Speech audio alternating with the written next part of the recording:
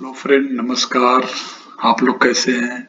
मैं आज आप लोगों को एक्चुएटर्स के बारे में बताने जा रहा हूँ। एक्चुएटर्स कहें तो एक्चुएटर्स में सिलेंडर और हाइड्रोमोटर दो चीज आते हैं, और सिलेंडर्स और हाइड्रोमोटर में एक्चुएटर के बेस पर ही कोई सर्किट डिजाइन होता है। शुरुआत ही एक्चुएटर के बेस पे होती है। तो सबसे पहले किस टाइप का हमको काम करना है, जैसा कि आप देख रहे हैं, टाइप्स किस टाइप का जॉब करना है, कितना पावर का रिक्वायरमेंट है। और सिलेंडर रहेगा, हाइड्रोमोटर रहेगा। मतलब सिलेंडर मतलब लीनियर मोशन के लिए रहेगा, लिफ्ट करने के लिए, या रोटेशन मतलब टॉर्क देना है, कोई चीज को घुमाना है। तो इसके बेस पे ही सर्किट का सिलेक्शन शुरू होता है। जब तक ये सिलेक्शन नहीं होगा एक्चुएटर्स का, इसके पहले हम सर्किट का सिलेक्शन नहीं कर सकते हैं और हाइड्रोलिक सर्किट डिजाइन नहीं कर सकते। तो उसका डिजाइन का मेन कंपोनेंट यही होता है। अभी एक्चुएटर्स में सबसे पहले आता है सिलेंडर। सिलेंडर क्या है? सिलेंडर पार्ट है जो लीनियर सिलेंडर्स क्या है, generally it is linear actuators है। बाय लीनियर एक्चुएटर्स हम ये समझते हैं कि आउटपुट जो सिलेंडर का स्ट्रेट लाइन में होगा, हॉरिजॉन्टल हो या वर्टिकल हो, और उसी से हमको फोर्स मिलता है। अब सिलेंडर का आप देखेंगे इसमें कि हमने दिखा रखा है सिंगल एक्टिंग सिलेंडर का ये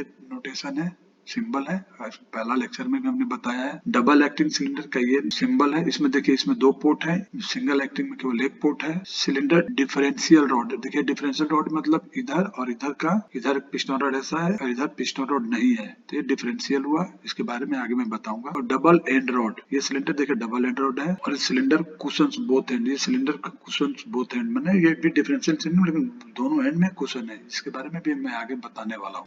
अब टाइप्स ऑफ सिलेंडर में चलते हैं तो ये मेन चार तरह के होते हैं, single acting, double acting. Double acting में भी दो तरह का होता है, डिफरेंशियल, नॉन डिफरेंशियल, और एक रैम टाइप का सिलेंडर होता है और एक टेलीस्कोपिक सिलेंडर होता है। सबसे पहले हम देखेंगे सिंगल एक्टिंग सिलेंडर। इसको सिंगल एक्टिंग सिलेंडर क्यों बोलते हैं? ये सिंपल टाइप का एक्चुएटर है और ये रैम टाइप का रहता है। रैम टाइप का भी सिलेंडर ऐसा ही रहेगा। इसमें आप देखेंगे कि केवल एक ही फ्लूइड चैम्बर है। आप देखेंगे कि उसमें एक ही फ्लूइड चैम्बर है और एक ही डायरेक्शन में केवल फोर्स ही हमको मिलेगा। इसमें फोर्स केवल एक डायरेक्शन में मिलेगा। Most are mounted vertically and extract by gravity. ये वर्टिकली माउंट रहता है और अपने वेट से डाउन होता है। अप करने के लिए हमको यहाँ पे फोर्स की जरूरत पड़ती है। देखिए ये जो रेड वाला कलर है ये प्रेशराइज फ्लूइड्स का है, और ये जो ब्लू का कलर है ये रिटर्न लाइन का है। मतलब जब इसमें हम प्रेशराइज फ्लूइड देते हैं तो ये जाता है और ये लोड को लिफ्ट करता है, और जब हम प्रेशराइज फ्लूइड को टैंक में ले जाते हैं तो ये सेल्फ वेट से डाउन होता है। ये जनरली लॉन्ग स्ट्रोक्स में यूज होता है, रैम में, ऑटोमोबाइल्स में एंड एलिवेटर्स के एप्लीकेशन में यूज होता है। इसका सिंबल देख लीजिए, ये है, केवल एक साइड से ही हमको पोर्ट दिखाया हुआ है। इसके बाद टेलीस्कोपिंग सिलेंडर। ये सिलेंडर हम वहां पे यूज करते हैं जब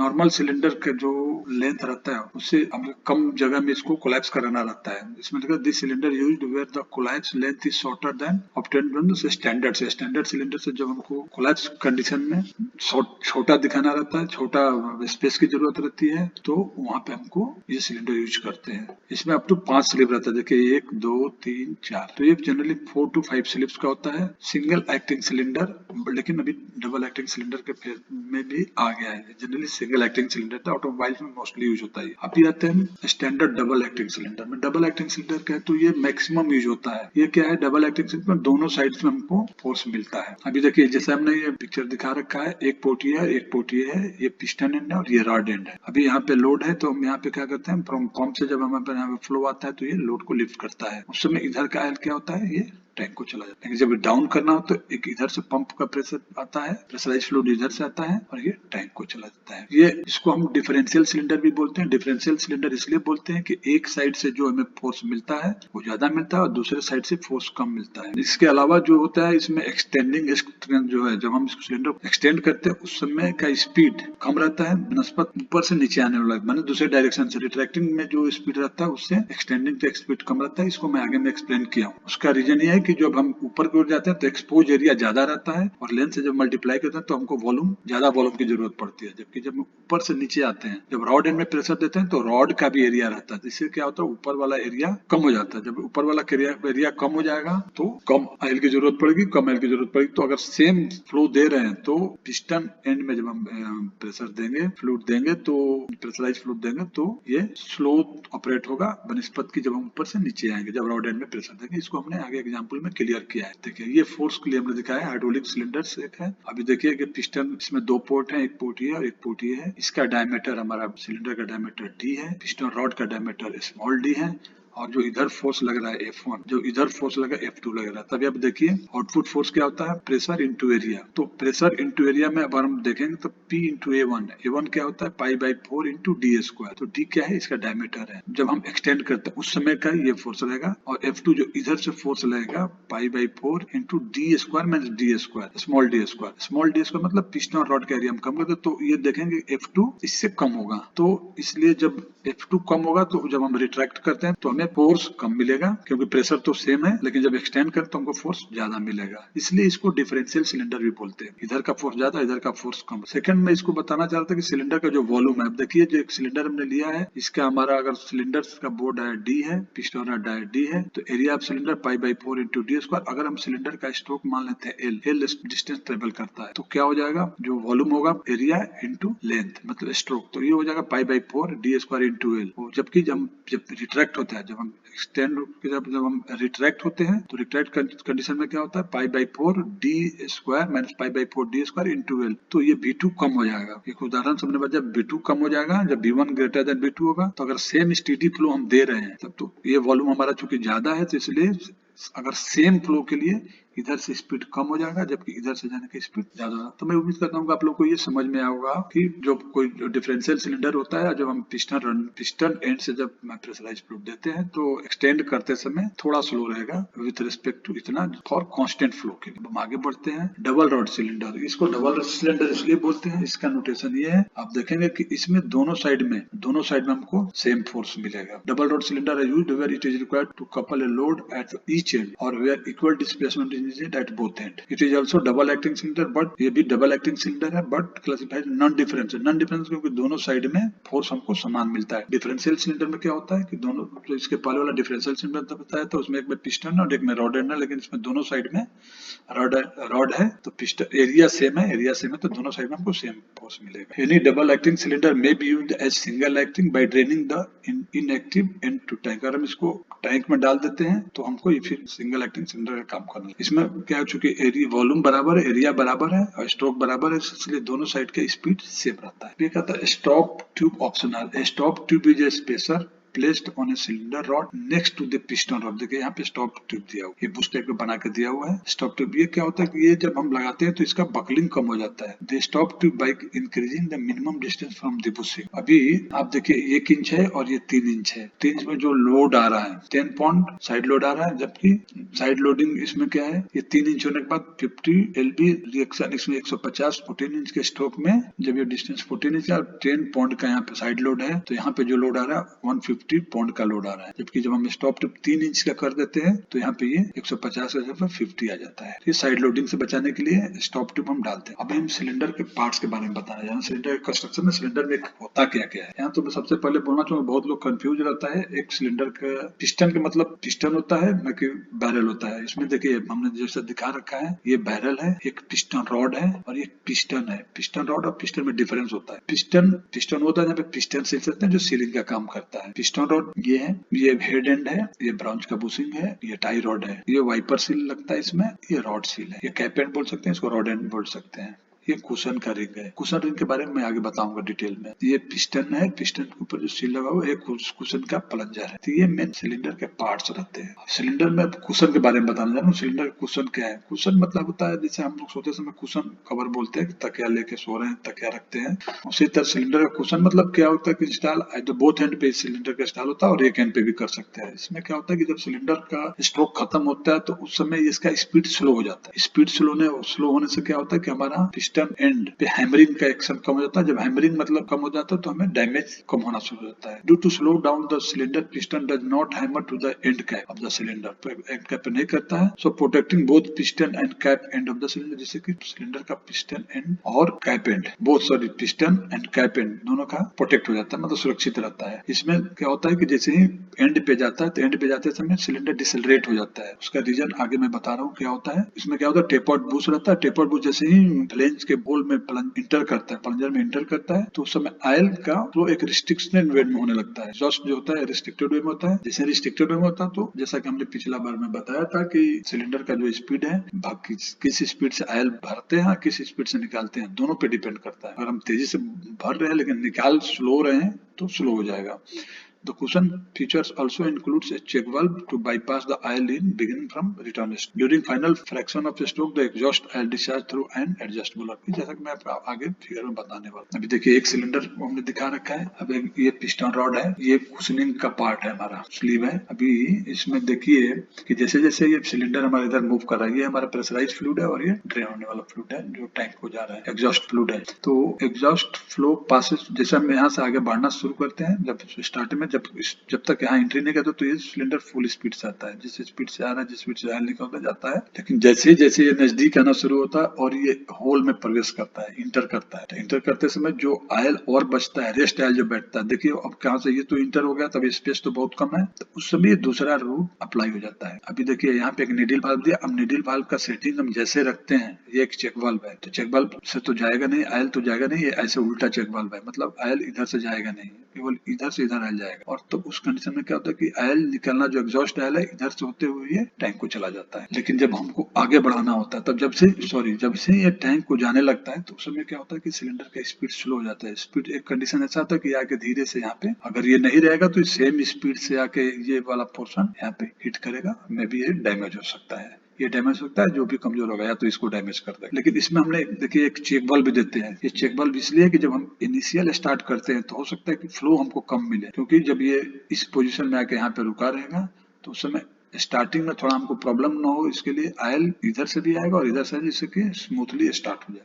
तो इसमें एक चेक बल्ब लाते हैं। इसका सेटिंग बहुत इंपॉर्टेंट है। अगर इसका सेटिंग हम बराबर नहीं करें, बहुत ज्यादा इसको बंद कर देंगे, तो पता लगे कि पूरा सिलेंडर का स्ट्रोक ही पूरा नहीं हो रहा है। अगर इसको बहुत ज्यादा खोल देते हैं तो ये नीडल बल्ब देने का मतलब है कि थ्रोटलिंग बराबर होता है। जब हम इसको पूरा खोल देंगे तो हो सकता है कि हमको कुशनिंग बराबर नहीं मिले। तो इसकी सेटिंग बहुत इंपॉर्टेंट होती है। जब भी हम सिलेंडर को असेंबल करते हैं तो हमको इसको चेक कर लेना है, चेक करके स्ट्रोक को फाइनल कर लेना कि स्ट्रोक बराबर आ रहा है कि नहीं। तो ये सिलेंडर कुशनिंग के बारे में है। अभी types of cylinder on the base of mounting. Mounting के बेस पे भी सिलेंडर के डिफरेंट टाइप्स हैं। जैसे कि फुट एंड, ये फुट एंड पे फुट एंड सेंटर लाइन लग माउंटिंग। ये रेक्टेंगुलर फ्लेंज माउंटिंग, ये फ्लेंज माउंटिंग सिलेंडर है। स्क्वायर फ्लेंज माउंटिंग, ये फ्लेंज पे माउंट हो जाएगा। ये टूनियन माउंटिंग है, टूनियन माउंटिंग है। ये क्लेविस माउंटिंग है, ये देखिए ये क्लेविस लगा हुआ है। ये इंटरमीडिएट टूनियन माउंटिंग है। ये एक्सटेंडेड टाई रॉड माउंटिंग है। ये डबल रॉड एंड, दोनों एंड पे माउंट किया हुआ सिलेंडर। ये फ्लश एंड है, साइड माउंट सिलेंडर है। तो ये different on the basis of mounting में सिलेंडर का क्लासिफिकेशन किया हुआ है। तो ये है। अभी सिलेंडर का स्पीड डिफरेंट पैरामीटर्स पे कैसे डिपेंड करता है, मैं उसके बारे में बता देता हूँ। अगर हम चेंज करते हैं, इंक्रीज प्रेशर सेटिंग चेंज करते हैं, तो स्पीड पे कोई फर्क नहीं पड़ता है। Effect on operation pressure, operating pressure पे कोई इफेक्ट नहीं पड़ता है। आउटपुट, चूंकि हमने इंक्रीज प्रेशर सेटिंग किया है, तो आउटपुट फोर्स जो है, चूंकि प्रेशर बढ़ाया है, तो force equal to pressure into area, तो फोर्स हमको बढ़ के मिल जाएगा। डिक्रीज प्रेशर सेटिंग करें तो स्पीड पे कोई फर्क नहीं पड़ता, क्योंकि स्पीड के लिए हमको फ्लो चाहिए। इफेक्ट ऑन ऑपरेटिंग प्रेशर, कोई इफेक्ट नहीं पड़ता है, लेकिन आउटपुट फोर्स डिक्रीज हो जाएगा। इंक्रीज जीपीएम हम गैलन पर मिनट, हम अगर वॉल्यूम, ये एक वॉल्यूम का एक यूनिट है, अगर इसको हम इंक्रीज करते हैं तो क्या होगा, चूंकि हम फ्लो बढ़ा रहे हैं तो स्पीड बढ़ जाएगा। इफेक्ट ऑन ऑपरेटिंग प्रेशर, चूंकि फ्लो बढ़ा है तो इस पे कोई इफेक्ट नहीं आएगा। आउटपुट फोर्स, इस पे कोई इफेक्ट नहीं आएगा। अगर डिक्रीज करते हैं तो डिक्रीज में क्या हो जाएगा, स्पीड कम हो जाएगा, चूंकि हम जीपीएम मतलब वॉल्यूम कम कर रहे हैं। इस पे कोई इफेक्ट,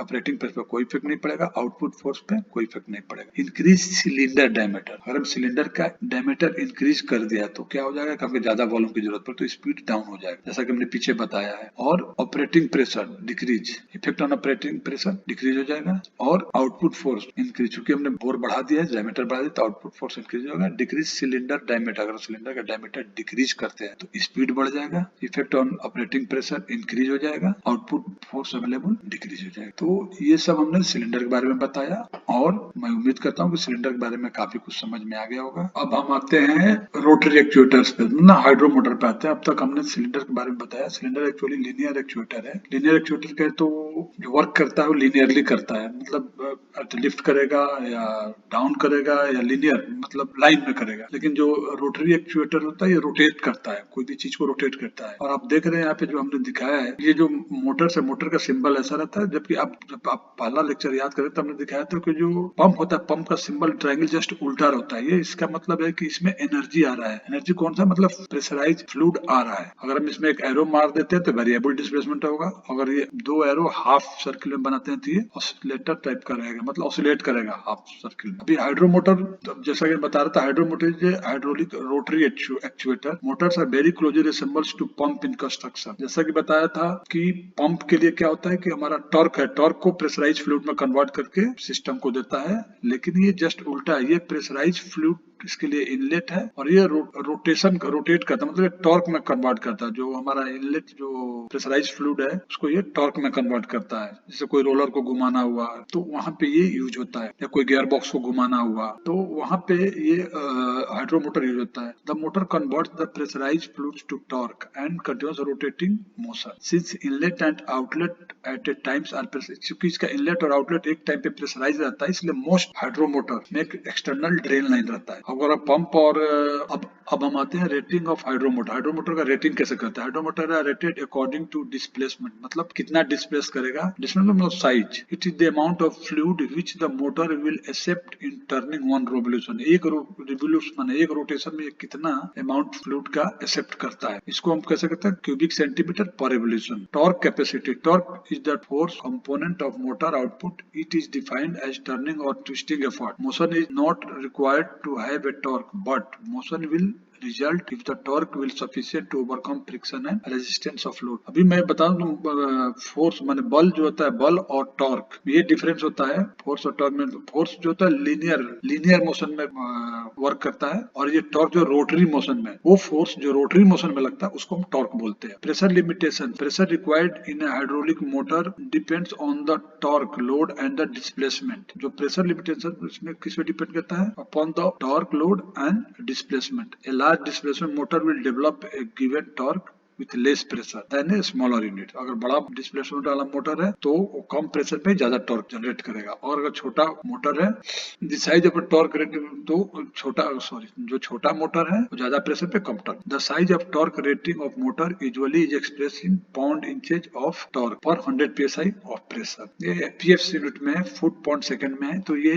पाउंड इंचेज में वो कन्वर्ट करता है, जबकि न्यूटन मीटर में कन्वर्ट करता है इसमें एसआई यूनिट में। B changing of parameters of hydromotor and its effect. Above table consider constant load. Constant load पे क्या होता है? इंक्रीज प्रेशर सेटिंग अगर हम चेंज करते हैं, स्पीड पे कोई फर्क नहीं पड़ता है, ऑपरेटिंग प्रेशर पे कोई इफेक्ट पड़ने होता, टॉर्क अवेलेबल इंक्रीज हो जाता है। अगर हम डिक्रीज प्रेशर सेटिंग को डिक्रीज करते हैं, कांस्टेंट लोड, ये देखिए हमेशा ये कांस्टेंट लोड पे प्रेशर सेटिंग करते हैं, no effect on operating pressure, torque decreases. Increase GPM gallon per minute. अगर हम इसका डिस्प्लेसमेंट बढ़ाते हैं, फ्लो बढ़ाते हैं, तो स्पीड इंक्रीज, फ्लो तो बढ़ने पे इंक्रीज तो बढ़ जाएगा। इफेक्ट ऑपरेटिंग प्रेशर पे कुछ नहीं होगा, टॉर्क अवेलेबल में कोई इफेक्ट नहीं होगा। अगर हम इसको घटाते हैं तो ये स्पीड डिक्रीज हो जाएगा, ऑपरेटिंग प्रेशर डिक्रीज हो जाएगा, टॉर्क इंक्रीज होगा। डिक्रीज डिस्प्लेसमेंट साइज, अगर हम डिस्प्लेसमेंट साइज डिक्रीज करते हैं तो स्पीड इंक्रीज हो जाएगा, इफेक्ट ऑन फोर्स इंक्रीज हो जाएगा, टॉर्क अवेलेबल डिक्रीज हो जाएगा। तो जैसा कि हमने बताया कि हाइड्रोमोटर और पंप में काफी सिमिलेंस होता है, बस इसमें जस्ट उल्टा ऑपरेशन होता है। जैसा कि हमने पंप में बताया, पिछला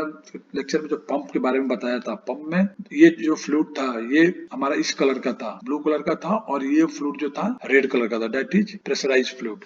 यहाँ पे प्रेशराइज फ्लूइड अंदर होता है, जो टैंक लाइन को जा रहा है वो ब्लू कलर का है। तो इसमें जब हमारा प्रेशराइज फ्लूइड जब आता है, तो जैसा कि मैंने बताया कि पंप जो है, पंप कन्वर्ट करता है टॉर्क को प्रेशराइज फ्लूइड में, और ये मोटर जो है, मोटर जस्ट उल्टा है, ये प्रेशराइज फ्लूइड को टॉर्क में कन्वर्ट करता है। एक हमने देखिए एक्सटर्नल गियर पंप हाइड्रोमोटर के बारे में बताया है, इसमें हमने क्लियर सब लिखा है। जो तीत है, तीत हमारा वो कैरी करके ले जाता है, जो इससे आता है subject to high pressure and tends to rotate gears in direction of arrows.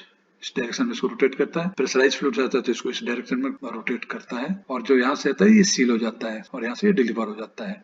Second में segment of two meshing teeth tend to oppose rotation, making net torque available a function of 1/3 में pressure between teeth in the segment pushes both ways and does not affect torque as air is carried around the outlet. Fourth में these two teeth have only tank line pressure opposing them, जैसे कि pressure oppose कर tank में चला जाता है। तो ये एक्सटर्नल गियर मोटर के बारे में है। इसी वेन पंप में भी देखेंगे, बेन के साथ ये रोटेट होता है, बेंच रोटेट होता है। जब बेंच रोटेट होता है तो शाफ्ट को लेकर रोटेट करता है, शाफ्ट को रोटेट करता है। तो शाफ्ट के साथ जो भी कपल रहता है, कपलिंग के साथ अगर रोलर है तो रोलर को घुमा देगा, गियर बॉक्स है तो गियर बॉक्स को घुमा देगा। ये भी देखिए, ये एक्सेल पिस्टन पंप के बारे में दिखा दे। इसमें भी वही उल्टा है, हमारा प्रेशराइज फ्लूइड इधर जा रहा है और ये टैंक आउटलेट पोर्ट इधर जा रहा है और ये शाफ्ट को रोटेट करता है। तो शाफ्ट जब ये रोटेट होगा तो यहाँ कपल्ड होकर जो भी सिस्टम इसके साथ लग रहा है ये उसको रोटेट कर। तो एक रिलेशनशिप है GPM gallon per minute, speed and displacement का एक रिलेशन है। GPM equal to speed in RPM into displacement cubic inch per revolution 0.231। जैसे मान लिया motor with displacement per 10 cubic inches, अगर